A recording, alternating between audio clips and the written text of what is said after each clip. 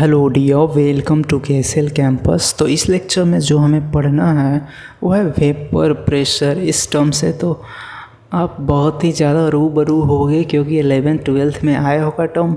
हो सकता है ज़्यादा जानकारी आपके पास अभी याद ना हो, लेकिन जानकारी तो होगी ही क्योंकि 11th-12th 10th में भी हल्का पढ़ना था। तो आपको ये चीज़ पता तो होगी। ये टर्म हो सकता है अभी आपको याद ना हो या फिर याद हो बहुत अच्छे से, तो बहुत अच्छी बात है।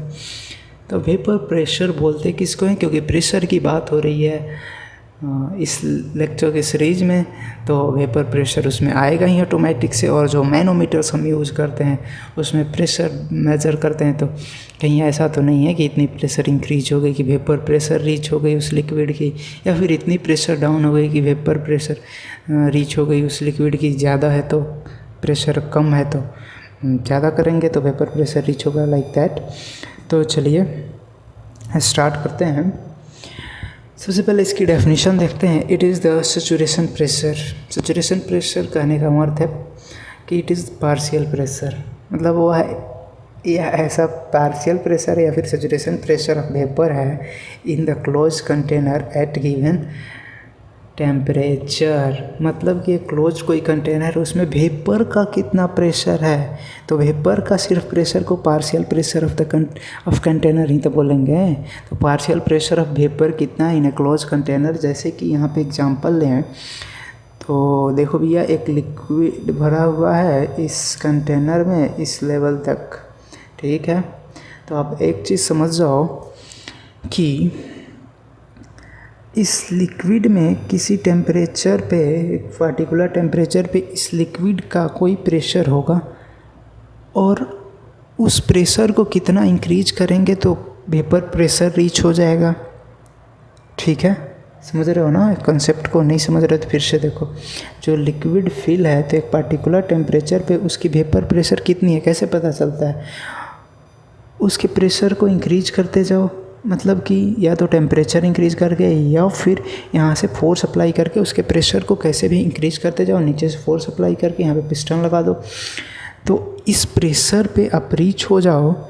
जब ये जो लिक्विड है ये गैस में कन्वर्ट होने लग जाए उसी टेम्परेचर पे, तो उस प्रेशर को बोलते हैं पार्शियल प्रेशर या फिर वेपर प्रेशर। और जितनी वेपर की प्रेशर है इस कंटेनर में, इसको पार्शियल प्रेशर ऑफ वेपर बोलेंगे। जितनी लिक्विड की प्रेशर है उसको बोलेंगे पार्शियल प्रेशर ऑफ लिक्विड। अगर फुल कंटेनर का को निकालना होगा प्रेशर ऑफ कंटेनर, तो वेपर प्रेशर ऑफ वेपर्स, मतलब पार्शियल प्रेशर ऑफ वेपर और partial pressure of, small P से डिनोट कर रहा हूँ, जो लिक्विड है या फिर फ्लूइड है जो भी। तो लिक्विड जो आपके पास है, तो ये यहाँ पे जो फॉर्मूला लगेगा तो टोटल प्रेशर आएगा। ये आपको पता है डाल्टन्स पार्शियल प्रेशर का फॉर्मूला है, 12th में आपने अच्छे से पढ़ा होगा, मुझे बताने की ज़रूरत नहीं है।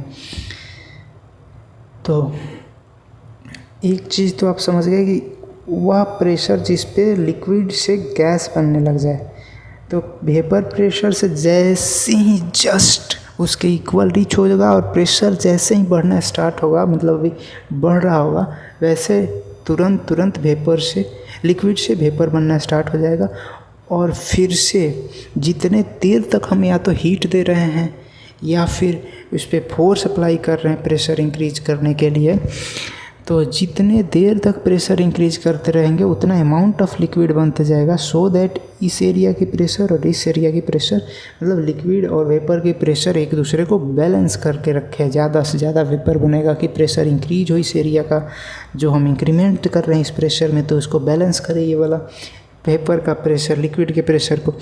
लेकिन ये भी बात है कि जैसे वेपर प्रेशर से हल्का डाउन होगा प्रेशर, मतलब कि, तो वहाँ पे क्या होगा, जो वेपर्स हैं लिक्विड के फॉर्म में कन्वर्ट होने लगे, मतलब कि इस एरिया का प्रेशर ज़्यादा हो गया, इसका कम हो गया, तो वेपर्स जो है लिक्विड में कन्वर्ट होने लगेंगे, सो दैट लिक्विड का प्रेशर इंक्रीज हो।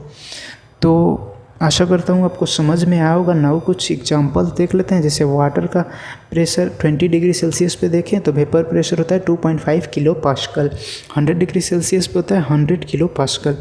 नाउ गैसोलीन का जो 20 डिग्री सेल्सियस पे देखते हैं, मतलब फिक्स टेम्परेचर पे, तो वेपर प्रेशर जो होता है 30 किलो पास्कल। और वहीं मरकरी के केस में देखें 20 डिग्री सेल्सियस पे, तो ये बहुत ही कम होता है, यानी कि वेपर प्रेशर होता है जो मरकरी के लिए 20 डिग्री सेल्सियस पे वो 0.17 किलो पास्कल।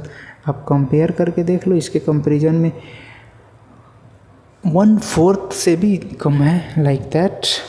आप समझ रहे हो। तो जो मरकरी होगा 20 डिग्री सेल्सियस पे वो बहुत कम ही प्रेशर पे वेपर में कन्वर्ट होने लगेगा इन कंपैरिजन टू वाटर, और गैसोलीन से तो बहुत ही कम प्रेशर पे।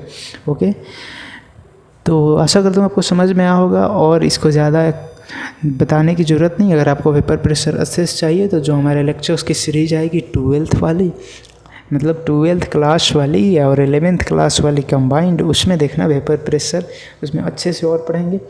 नाउ इतना काफ़ी आपके लिए, आप पढ़ के आए हो ऑलरेडी। Okay, thank you.